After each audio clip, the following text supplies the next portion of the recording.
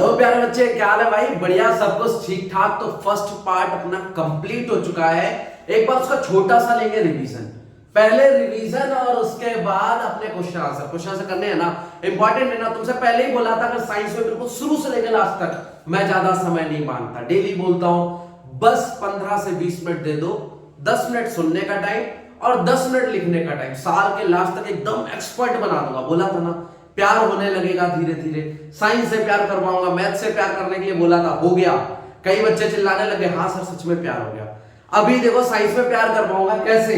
हम लोग पहले जाते हैं अपना पुराना वाला, जैसे हम लोग एपिसोड देखते हैं तो पुरानी वाली चीज दिखाते हैं इन द लास्ट एपिसोड। तो लास्ट एपिसोड में देखो हम लोगों ने क्या क्या देखा। हम लोगों ने बेटा सबसे पहले चीजें देखी थी कि कौन कौन सी प्रोसेसेस इंपॉर्टेंट होती है एक ह्यूमन बीइंग को या फिर किसी भी ऑर्गेनिज्म को जिंदा रहने के लिए।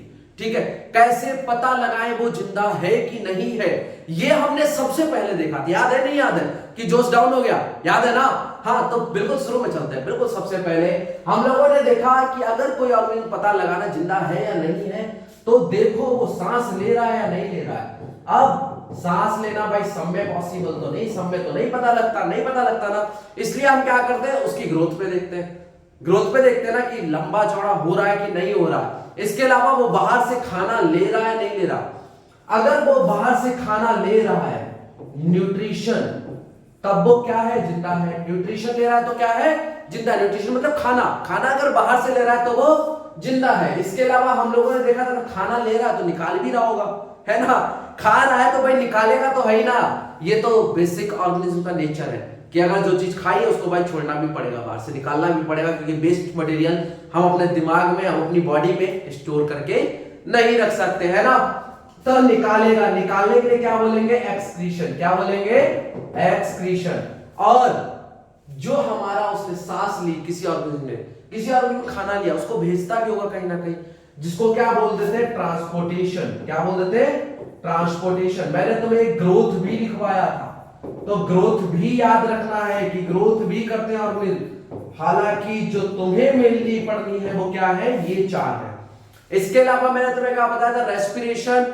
कुछ हमारे ऐसे ऑर्गेनिज्म जो सिंगल सेल होते हैं। सिंगल सेल मतलब एक सेल वाले, जिनके पास बहुत सारे सेल नहीं। हमारी बॉडी कई लाख सेलों से बनी हुई है, ठीक है। जैसे जनरली बोलते हैं एक चुटकी बजाओ 10,000 सेल नीचे गिर पड़ते हैं, है ना। तो 10,000 सेल चुटकी बजाते ही नीचे गिर पड़ते हैं। तो वैसे ही रेस्पिरेशन जो है, अब एक सेल भी रेस्पिरेशन करता है अगर सिंगल सेल है। जैसे कि अमीबा हो गया। अमीबा जानते हो ना, जो इसका कोई भी शेप नहीं होता। जितनी बार पढ़ाता हूं उतनी बार बना के दिखाता हूं। क्यों बना के दिखाता हूं?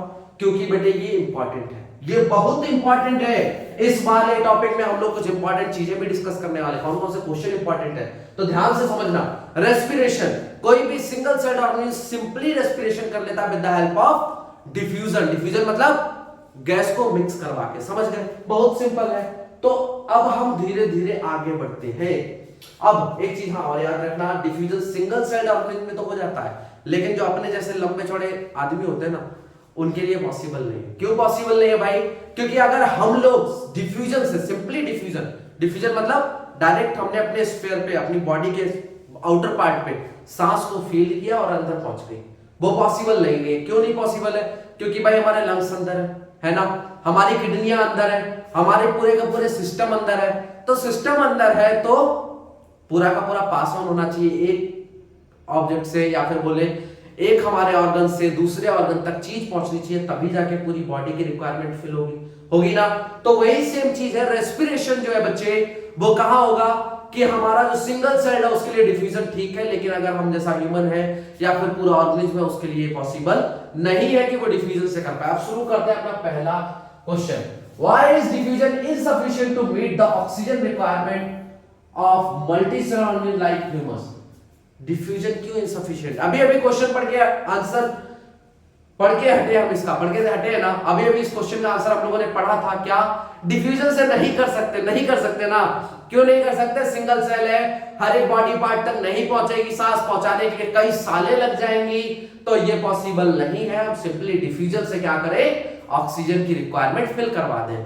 तो मल्टी सेलुलर ऑर्गेनिज्म के लिए diffusion is not a sufficient process, because इसके सेल्स या फिर पूरे सारे के सारे organs are not in contact with the atmosphere. सबसे पहली चीज, all the organs are not in the contact of atmosphere. All the organs are not in the contact of atmosphere. अब बेटा तुम्हें एक बात बताओ, इसकी एक खास बात है, ये कई बार पेपर में पूछा गया है, ये कई बार पेपर में पूछा गया है, तो इसको टिक कर लेना, इसीलिए इसके पॉइंट लिखवा रहा हूं, वरना मैं बस सिंपली तुम्हें बता के हटा देता। सच बता रहा हूं, बस बता के हटा देता, कहता बेटे काम का नहीं है, इतना पढ़ो, इसको सीखो, जानो, लेकिन लिख लिख के जितनी मेहनत तुम्हें लगानी है उन पे ज्यादा लगाओ जो आते हैं, ठीक है। तो ये आने के चांसेस बहुत ज्यादा है, हालांकि तुम्हें लिखवा दूंगा, चीजें बता दूंगा, जो आने वाले हैं उनको बढ़िया तरीके से प्रिपेयर करना है ना, क्योंकि अपना टारगेट है, अगर मैंने पढ़ाया है तो 95 मिनिमम मार्क्स है, उससे प्लस आने चाहिए, है ना। बहुत सालों से ऑफलाइन में प्रिपेयर करवा रहा था, अधिकतर हर साल ही बच्चे 95 प्लस ला रहे हैं, इस बार तुम्हारा नंबर है, ठीक है। अब ध्यान से देखना, जो दूसरा पार्ट है हमारा, दूसरा पार्ट क्या है, हमको लिखना है diffusion is a slow process. Diffusion is a slow process. Diffusion is a slow process. Slow process, diffusion जो है वो एक स्लो प्रोसेस है, ये पूरी बॉडी तक नहीं पहुंच सकती एक बार में, समझ गए इस चीज को, तो इसको याद रखना है, बहुत सिंपल है, बहुत आसान है, ये दोनों पॉइंट है। नेक्स्ट क्वेश्चन देखो, what criteria do we use to decide whether something is alive.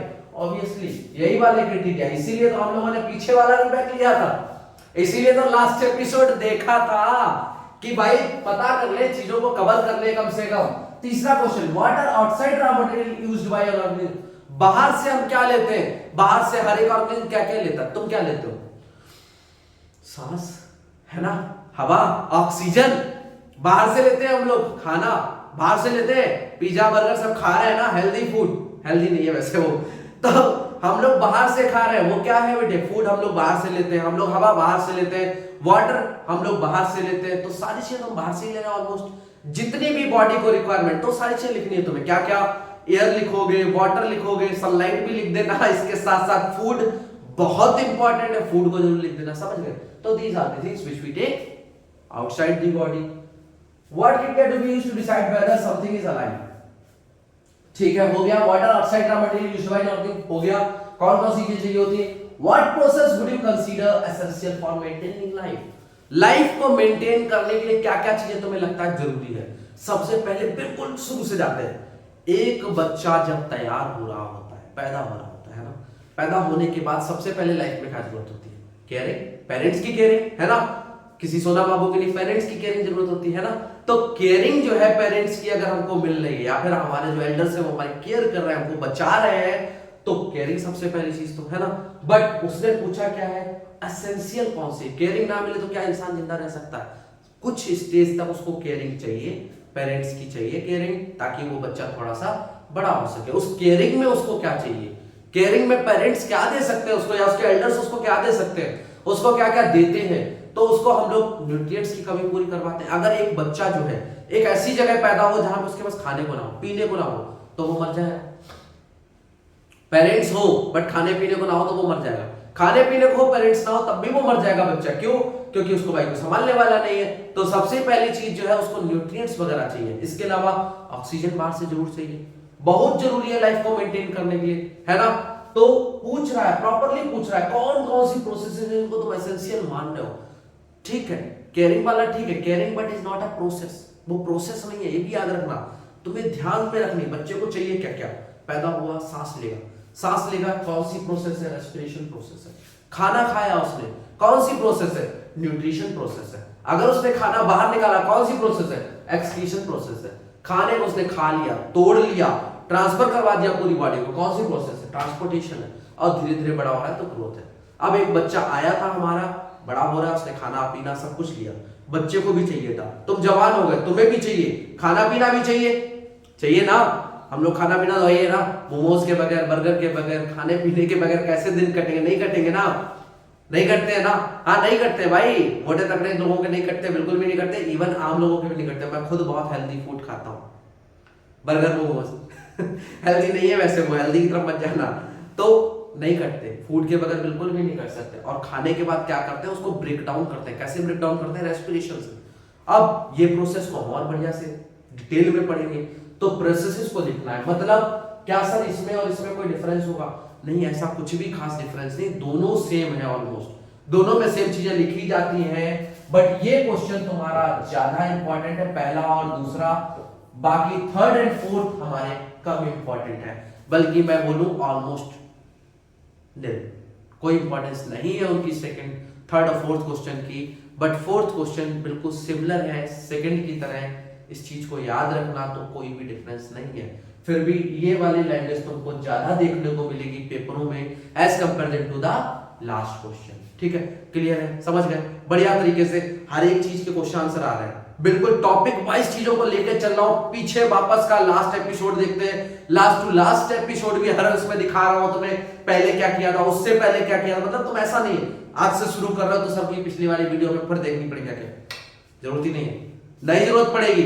मैंने बोला जितनी बार आओगे उतनी बार एक नए प्यार से नए तरीके से तुम्हें सिखाने वाला हूं, नई चीजें सिखाने वाला हूं, आगे बढ़ते जाओ। आज शुरू किया है, आज से आगे बढ़ते हैं। पुरानी चीजें रिबैक में फिर से बताऊंगा, फिर से पुरानी चीजें बताऊंगा, लास्ट एपिसोड में क्या हुआ था, पुराने टॉपिक्स में क्या हुआ था, सब कुछ बताऊंगा। अभी हम लोग शुरू करने वाले हैं नेक्स्ट टॉपिक जो है हमारा न्यूट्रिशन, तो साथ बने रहना, ठीक है? वीक में 5 डेज आती हैं क्लासेस, 4 डेज तो फिक्स बताता हूं तुम्हें, तो साथ बने रहो। बाकी अपना ध्यान रखो, प्रेशर नहीं लेना, जब तक मैं साथ हूं तब तक तो बिल्कुल लेगा। ठीक है, चलो बाय बाय, टाटा।